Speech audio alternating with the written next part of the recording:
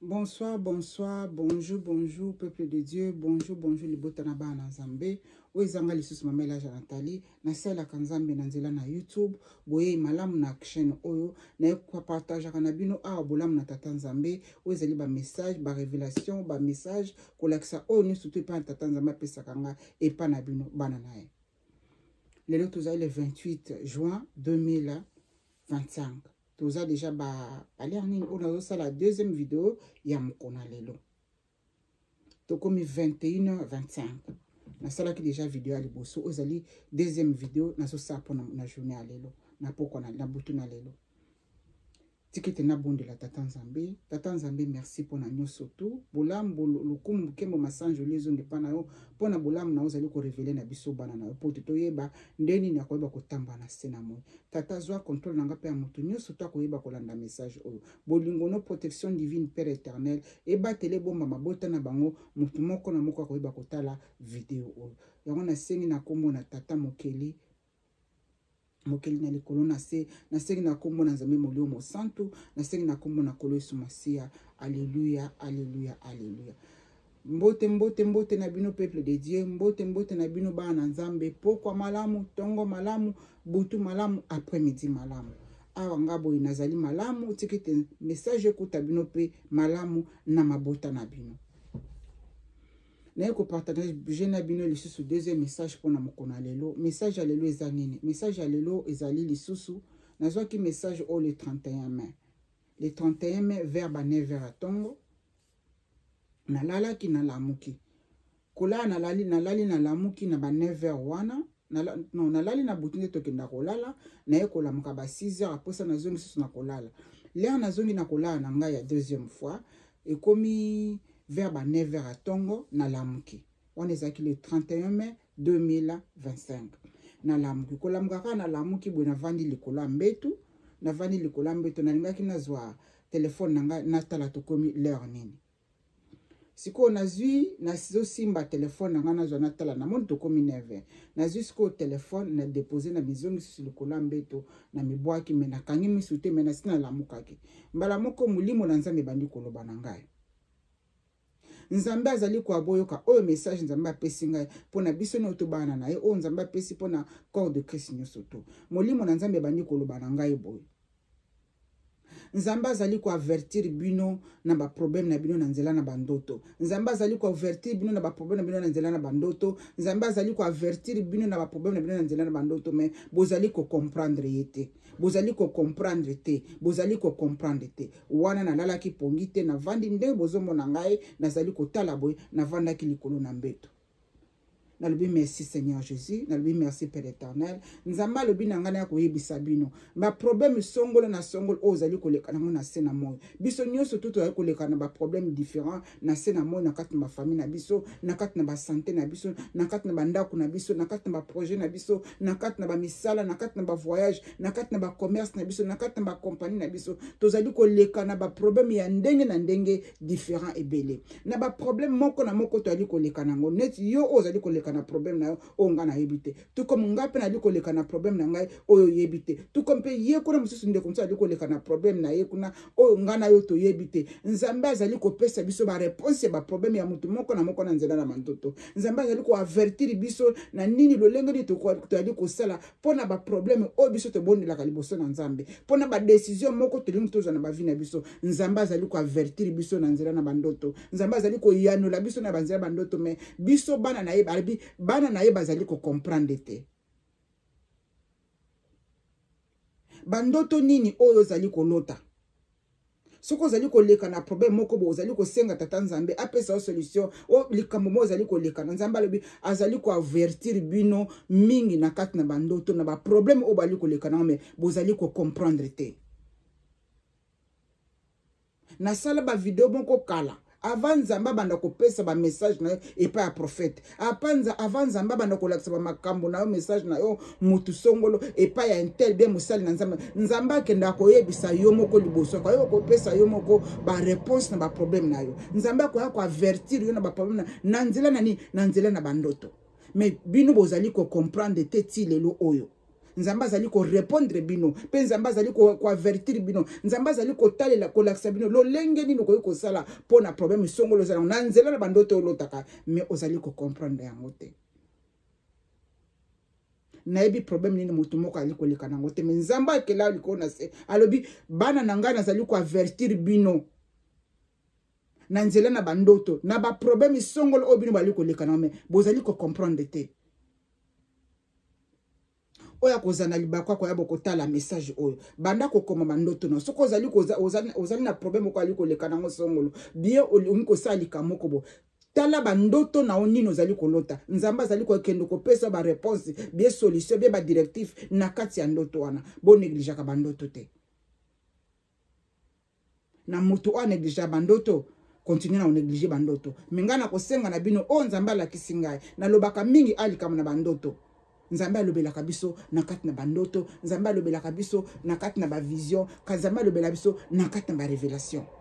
bon négliger bandoto na bino te bozo bandoto na bino sérieux o ezalaki le 31 mai 2025 na 9h atongo na vandi likolo na nzoto likolo na mbetu na lamuki nzamba azali molimo na nzamba likolo banangai nzamba azali ko révéler azali ko avertir bino nzamba azali ko alerte bino ko avertir bino ko alerte bino na nzela na bandoto na ba problème na bino mais bozali kaka ko comprendre te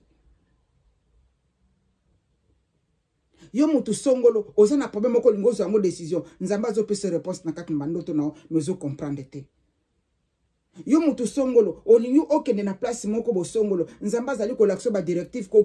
kende te na kati na bandoto ozo ko comprendre te yo mutu songolo ozali ko bela maladi moko songolo mais nzamba azali ko lakso matiti di poto mela pe to lia poto bika na maladi wana ozo comprendre ete nzamba azali yo mutu songolo olingi ko zwa décision mukano moko pote ofungola compagnie moko mais nzamba azali ko pesa réponse na kati ya ba révélation na bandoto mais ozali ko comprendre ete ba réponse na bino na ba problème na bino ba inquiétude na bino nzamba azali ko répondre bino na nzela bandoto mais pourquoi bozali ko comprendre yango te o ezala ki message na tata nzambe na ba problème na bino te mais nzamba kila likolo na se ai ba problème a moto moko na moko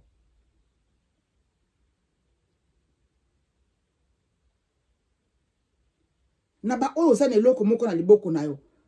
nzamba azali ko lakso kaka na nzela leloko ya mokioza na ngwana utiliser yango nzamba ko ba ko pambola azali ko lakso na kati na bandoto mais azali ko comprendre yango te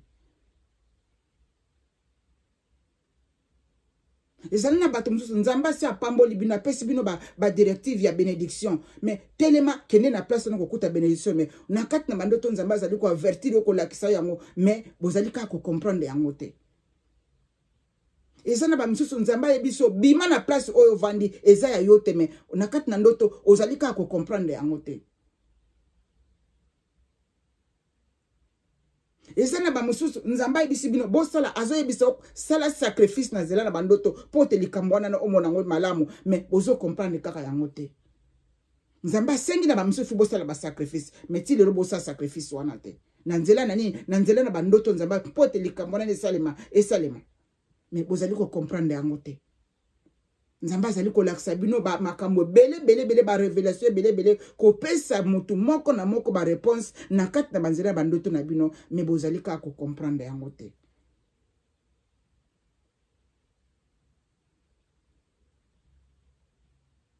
nzamba tie na kati na bandoto ko lakisa bino ke no sala eloko ona moma oyo mais bozo kaka ko comprendre ete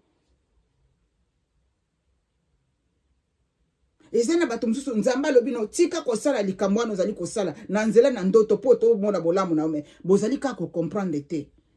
boyeba ko comprendre langage ya nzambe nzamba azali koloba na bino na ba problème na bino lolenge place mutu nyoto azali ko talanga na nzela na ndoto oyo moko lota kame ozo comprendre te banda zwa biki na kaye komaka okomili kambu na yo oyo za nango osenga kepa ya nzambe tala mikolo wana obanda kolota bandoto nini réponse za na kati bandoto wana yo muto za na problème moko songolo oza na plan moko songolo koma yango na kati na agenda na yo mais siko lero koma na kati na agenda kende nango na prière n'importe quel problème oza nango koma na kati na agenda na yo kota nango na kati na prière mukolo oyo koma na kati na agenda koti na kati na prière banda kotala bandoto nini obanda kolota kati kuna na tina nzamba azali ko alerter ko avertir ko lakiso na kati na bandoto bopesaka bandoto na bino attention. Ce qui peut par exemple au loti ndoto ngo comprendre te kende pa tata nzambe na loti ndoto boye pesange nzambe wana pesaka explication bandoto. O loti ndoto moko zo comprendre nango te lo ba Saint Esprit o lakisi nga ndoto nazo comprendre ndoto o elakisi apesaka ba explication ya bandoto. Nzambe olio mo santo asunga bino. Tata nzambe na sali oyo pesaki nga na pesi message et pas ya peuple na pas bana na nzambe na bolingo na lekana ko visiter bango lisusu na bandoto pona ba problème mutu moko na moko bazana ngona biso doto ba milliards de personnes na moyo tozana makambo na ngambo ko ona zote ya bino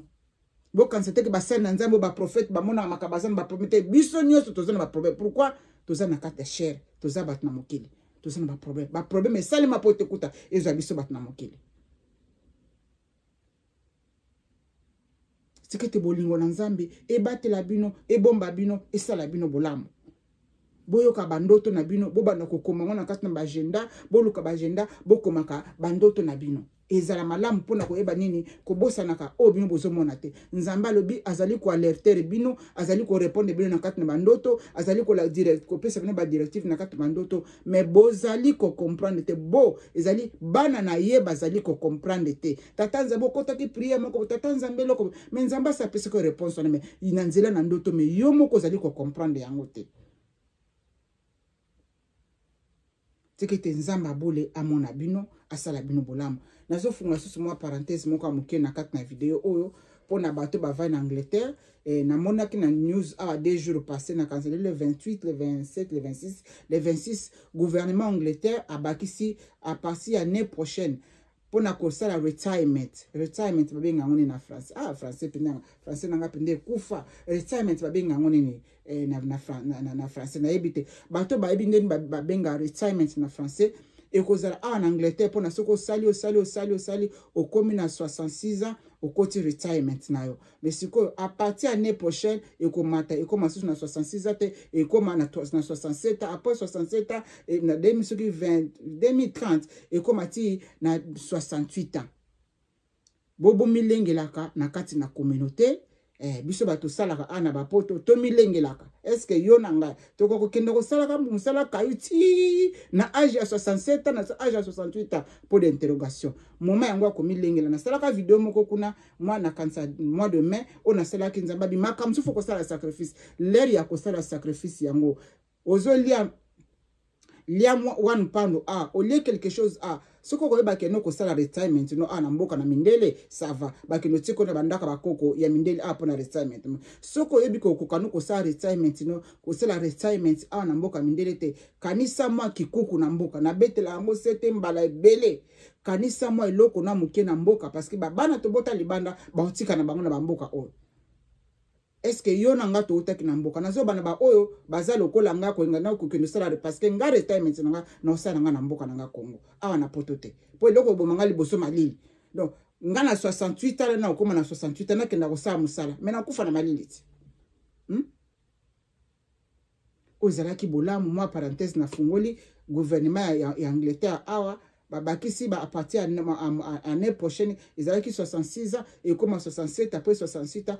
et 67 ans et comme 68 ans pour na travailler nous bingo nanga tozali ba travailler to kendo beta kai to kendo sa musala est-ce que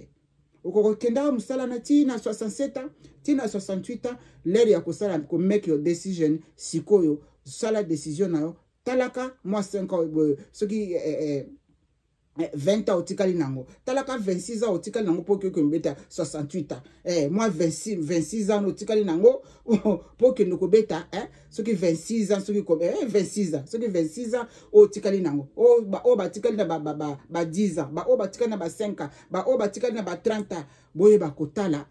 côté nini okende ko sala retirement na yo ozalaki bolamu na tata nzambe osali o lieu 10 pound bombi 10 pound tuna otiena makuna na mboka ba otongelo mwa kikuku na ozalaki bolamu na tata nzambe nzambe alingi bino na nyos bolamu koleka bolamu motema na nzambe za monene pona kolimbisa biso bana na ye botika mabe botika masumu bo se repentir nzambe le bito zala naturel liboso na ye nzambe alingi biso to zala naturel liboso na ye te ba ko corriger nzambe to tika na bato te ba ko corriger nzambe to corriger ka nzambe te mundo ko beti libako to corriger nzambe te nzambe akelaki yo na ngai kitoko na nature na ye, nzambe akelaki ngai na yo kitoko na lolenge na ye, nzambe akelaki biso na ndenge oyo alingaki, akelaki bato pembe bato mwindu oyo ka parenthèse na fungoli mpona utu kosala video mosusu na liboso kuna oyo etali makambo ya ndenge nzambe amonela biso. Totika kobamba babiloko na nzoto, babiloko no tobambaka na nzoto wana kotia bitiatia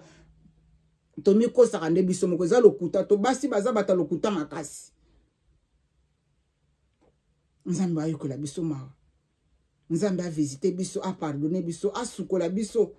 ba o bazalaka complexé na bandenge bango bazali o babute bimi kuna. Oui,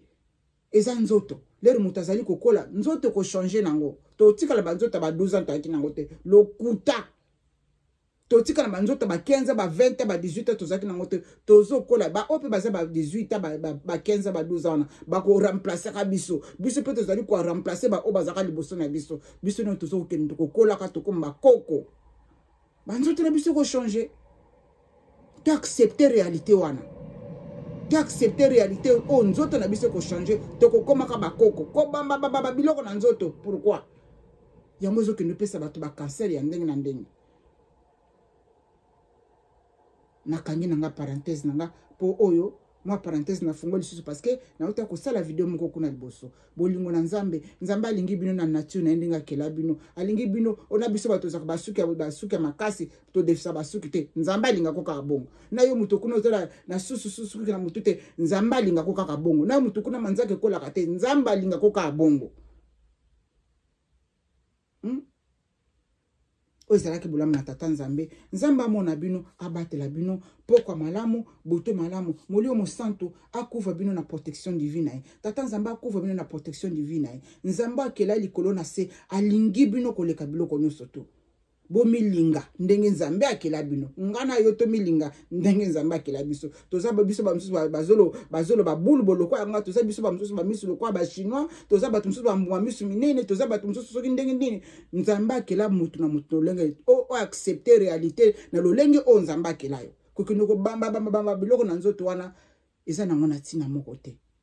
Ozalaki bulamu na tata nzambe, nzambe alingi bino mabota na bino eza na se na protection ya tata nzambe, bolingo na nzambe ebatela bino pe batela ngai. Bo partager ba message o bo partager yango ekende ko komela mutu nyonso tu oyo azali na ba problème nzambe azali ko lobela bino na kati na bandoto, mais bozali ko comprendre te. Bozo bandoto na bino sérieux. Pokwa malamu, butu malamu na mabota na bino. Bye. Nzambe alingi bino mingi.